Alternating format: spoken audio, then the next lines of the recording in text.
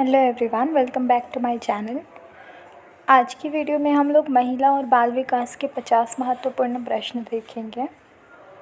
तो आइए शुरू करते हैं हम आज की वीडियो। फर्स्ट क्वेश्चन है, इनमें से कौन सा पोषक तत्व अधिक ऊर्जा प्रदान करता है? 1 ग्राम कार्बोहाइड्रेट, 1 ग्राम वसा, 1 ग्राम प्रोटीन या 1 ग्राम विटामिन ए? तो कार्बोहाइड्रेट और वसा ये दोनों ऊर्जा प्रदान करते हैं, पर वसा जो रहता है वो सबसे ज़्यादा ऊर्जा प्रदान करता है। तो इसका करेक्ट आंसर हो जाएगा 1 ग्राम वसा। नेक्स्ट क्वेश्चन की तरफ बढ़ेंगे। आईसीडीएस योजना का या योजना के घटक कौन से हैं? पूरक पोषण, प्रतिरक्षीकरण, स्वास्थ्य जांच या ऊपर के सभी?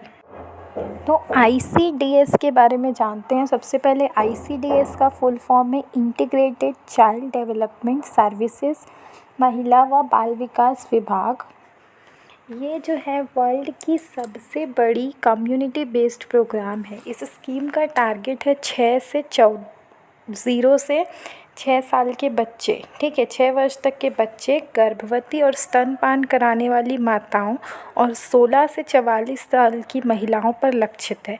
इस योजना का उद्देश्य है कि जो समुदाय है जो इनका लाभ ले सकते हैं उनकी स्वास्थ्य, पोषण और शिक्षा में सुधार करना। ये शुरू हुआ था 2 अक्टूबर 1975 को और इस योजना ने अपनी परिचालन आयु के 25 साल पूरे कर लिए हैं।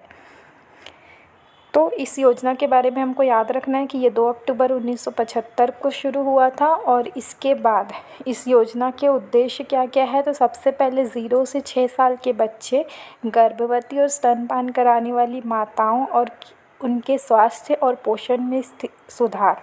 सेकेंड है, हमको ये देखना है कि 15 से 44 साल की जो महिलाएं हैं वो भी इसकी लाभार्थी हैं, उनको भी पोषण, स्वास्थ्य की जानकारी और उससे संबंधित सुविधाएं दी जाती है। तो इसका जो घटक है वो है पूरक पोषण, प्रतिरक्षीकरण, स्वास्थ्य जांच, ये तीनों इसका घटक है। तो इसका आंसर हो जाएगा ऊपर के सभी। इस कार्यक्रम की सेवा सुविधाओं का एक पैकेज होता है जिसमें पूरक पोषण, विटामिन ए, आयरन और फॉलिक एसिड की गोलियां, टीकाकरण, स्वास्थ्य जांच, छोटी मोटी बीमारियों का इलाज, महिला को स्वास्थ्य और पोषण पर अनौपचारिक शिक्षा, 3 से 6 साल के बच्चों के लिए प्री स्कूल शिक्षा और पानी, स्वच्छता आदि सहायक सुविधाएं दी जाती है। तो आईसीडीएस योजना समझ आ गया। इंटीग्रेटेड चाइल्ड, आईसीडीएस योजना जो है हमारी एकीकृत बाल विकास सेवा, इंटीग्रेटेड चाइल्ड डेवलपमेंट सर्विसेज, ठीक है। नेक्स्ट क्वेश्चन देखते हैं। ICMR 2010 के अनुसार 1 माइक्रोग्राम बी कैरोटीन रूपांतरण के बाद किसके बराबर होगा? तो 1 माइक्रोग्राम जो बी कैरोटीन है वो 8 माइक्रोग्राम रेटिनॉल के बराबर होता है, ठीक है। यू का मतलब यहाँ पे म्यू है, म्यू जो है वो माइक्रोग्राम को बताता है और एन जो है वो नैनोग्राम को बताता है। नेक्स्ट है, कपोतवक्ष, पिजन चेस्ट किस न्यूनता का लक्षण है?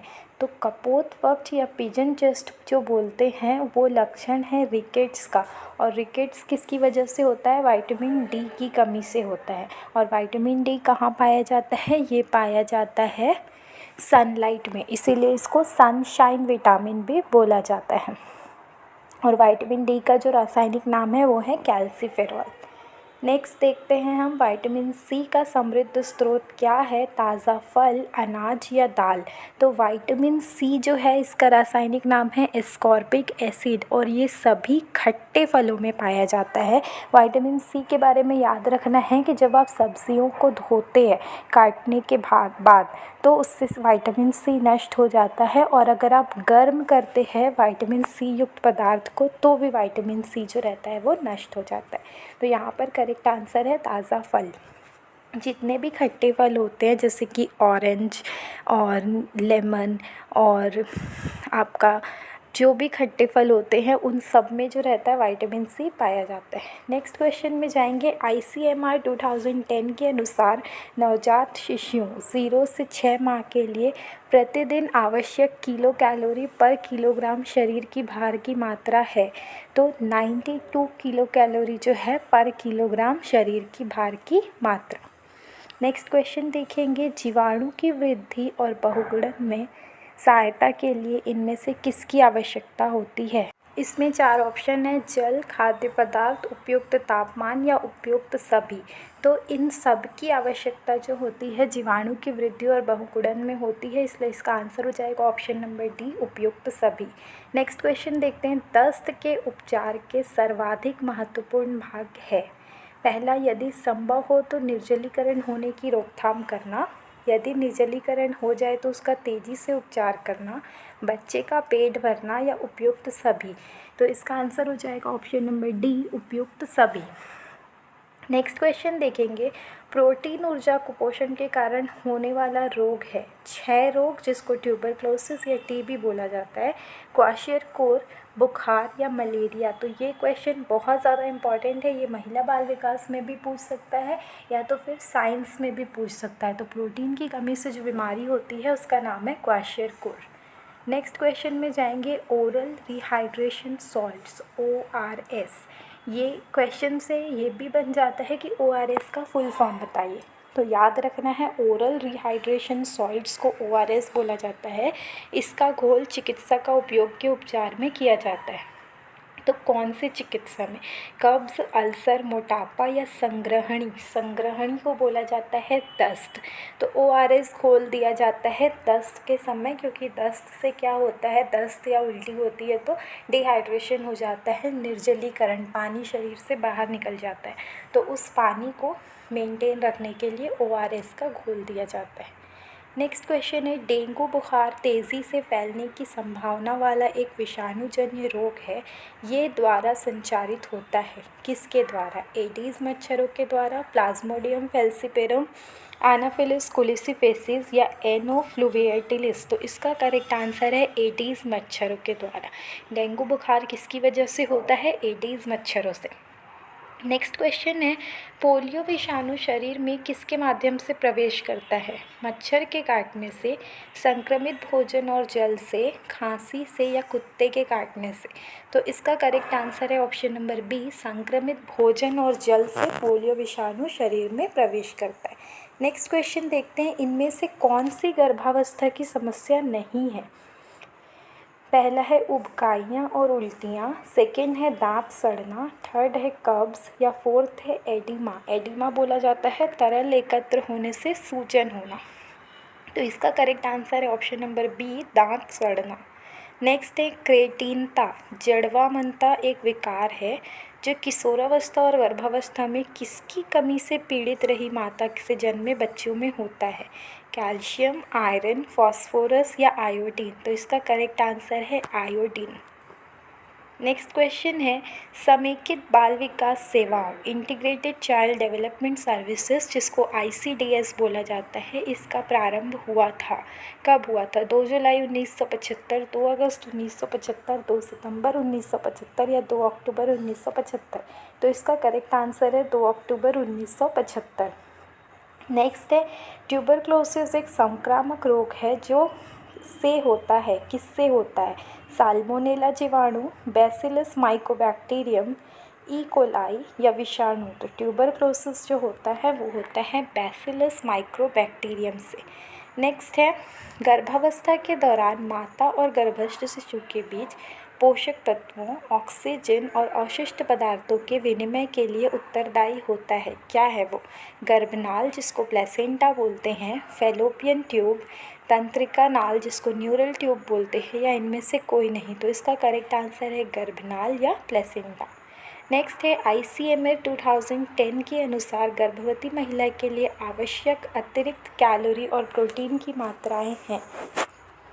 तो इसका करेक्ट आंसर है 350 किलो कैलोरी और 272 ग्राम प्रोटीन। ये आवश्यक अतिरिक्त है, मतलब जो उनका रेगुलर है वो लेना है प्लस एक्स्ट्रा इतना लेना है, ठीक है। नेक्स्ट है, हड्डियों में पाए जाने वाले मुख्य खनिज कौन से हैं? तो हड्डियों में जो पाया जाता है सबसे पहला कैल्शियम, फिर फॉस्फेट और थर्ड है मैग्नीशियम। तो ये तीनों नाम याद रखेंगे। नेक्स्ट है, सामान्य रूप से पोषित बच्चे की छाती दौरान उसके सिर से अधिक तेज़ी से बढ़ती है। तो कौन से में? जीवन के पहले वर्ष में, दूसरे और तीसरे, वयस्क अवस्था या इनमें से कोई नहीं। तो इसका करेक्ट आंसर है जीवन के दूसरे और तीसरे वर्ष में। नेक्स्ट क्वेश्चन है, गर्भावस्था में माता में आयोडीन की कमी का कारण बन सकता है, मतलब जन्म के समय भार कम होना, एनीमिया, ईएम या क्रेटिनता जिसको जड़वामनता या मनोगत्यात्मक साइकोमीटर विकास बोलते हैं। तो गर्भावस्था में अगर माताओं को आयोडीन की कमी हो जाती है जिसको थायराइड हाइपोथायराइड बोलते हैं, उससे क्या होता है, बच्चे में जड़वामनता जिसको क्रेटिनता या मनोगत्यात्मक साइकोमीटर विकास बोला जाता है। नेक्स्ट है एलाइसा, ELISA, एलिसा भी बोलते हैं इसको। इसका परीक्षण क्या पता लगाने के लिए करते हैं, तो एलिसा याद रखेंगे, एलिसा या एलाइजा, इसका उपयोग जो रहता है एड्स का पता लगाने के लिए किया जाता है। नेक्स्ट क्वेश्चन है, वह विकार जिसमें व्यक्ति बार बार या लंबे समय तक अपोषक तत्वों जैसे प्लास्टर, चारकोल, मिट्टी, राख आदि को खाता है, ये क्या कहलाता है, तो ये विकार कहलाता है पाइका। नाम याद रखेंगे, पाइका। ये सब क्वेश्चन जो है वो बहुत ज़्यादा इंपॉर्टेंट क्वेश्चन है। इनमें से कोई भी क्वेश्चन आपके एग्ज़ाम में आ सकता है और हर एक क्वेश्चन आपको एक एक नंबर दिलाएगा और एक नंबर जो होगा कम से कम 150-200 लोगों से आपको ऊपर लेके जाएगा, क्योंकि क्वेश्चंस की वजह से, पॉइंट की वजह से लोग आगे पीछे होते हैं एग्ज़ाम में। और 220 पोस्ट है आपकी खुली भर्ती में, 220 है परिसीमित भर्ती में, 440 टोटल पोस्ट है। एक एक पोस्ट के लिए आपके हज़ार से ज़्यादा लोग एग्ज़ाम देंगे, तो एक नंबर भी बहुत ज़्यादा इम्पॉर्टेंट होगा, इसलिए क्वेश्चंस को बहुत अच्छे से सुन के याद रखने की कोशिश कीजिएगा। नेक्स्ट है, इनमें से कौन सा एक मोनोसेकेराइड नहीं है, लैक्टोज, ग्लूकोज, गैलेक्टोज या फ्रुक्टोज, तो इसका करेक्ट आंसर है लैक्टोज जो मोनोसेकेराइड नहीं है।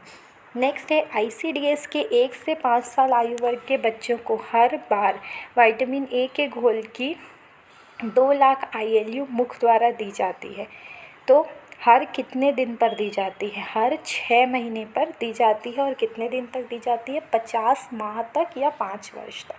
नेक्स्ट है, बेरीबेरी किस विटामिन से संबंधित न्यूनता का विकार है, तो बेरीबेरी जो है विटामिन B1 जिसको थायमीन बोला जाता है, इससे संबंधित न्यूनता का विकार है। नेक्स्ट क्वेश्चन में जाते हैं, ICDS के 1 से 5 साल के आयु वर्ग के बच्चों को, अच्छा ये रिपीट हो रहा है क्या, नेक्स्ट देखते हैं, भारत में गर्भावस्था के दौरान सुझावित भार वृद्धि कितनी है, तो भारत में गर्भावस्था के दौरान सुझावित भार वृद्धि है 11 से 13 किलोग्राम, मतलब जो आपका वेट है, अगर आपका वेट अभी 50 kg है तो गर्भावस्था के दौरान 61 से 63 kg का वेट बढ़ना चाहिए। नेक्स्ट है, इनमें से किसकी रोकथाम एंटीबायोटिक्स द्वारा नहीं की जा सकती, खसरा, टेटनस, कुष्ठ रोग या हैज़ा, तो इसका करेक्ट आंसर है खसरा। नेक्स्ट है, इन्फ्लुएंजा अल्पावधि का एक तीक्ष्ण संक्रामक है जो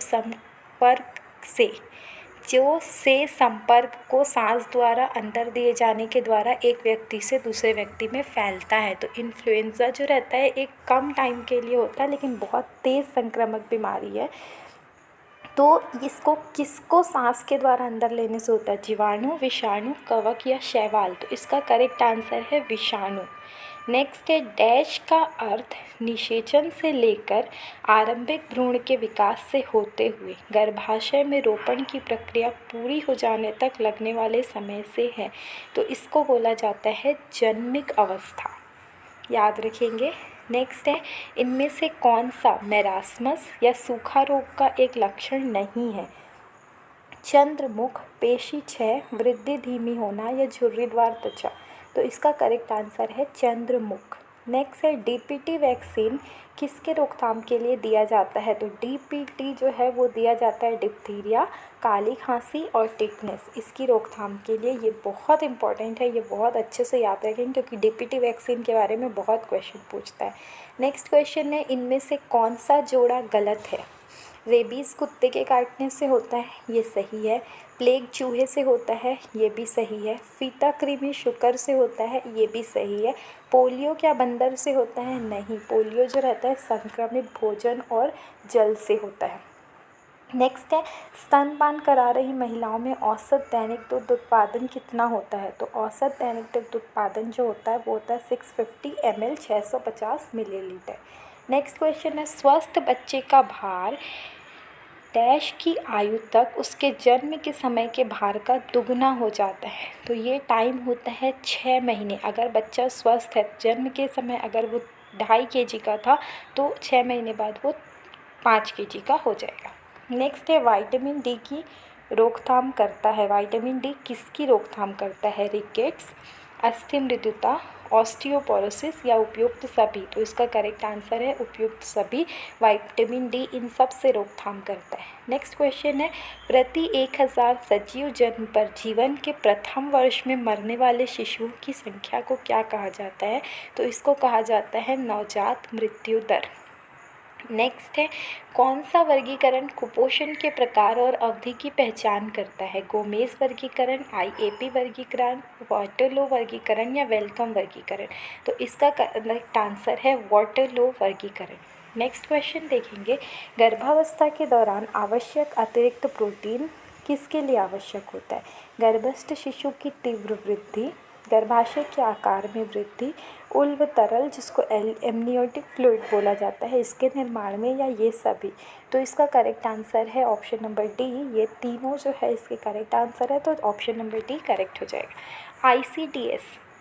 आईसीडीएस के बारे में हमने सबसे फर्स्ट क्वेश्चन में ही पढ़ा, तो इसका आंसर आप सबको पता होगा कि आईसीडीएस योजना में क्या होता है, 0 से 6 साल के बच्चे भी होते हैं, गर्भवती महिलाएं भी होती है, स्तनपान कराने वाली महिलाएं भी होती है, और एक और होता है कि 16 से 44 साल की महिलाएं भी होती है।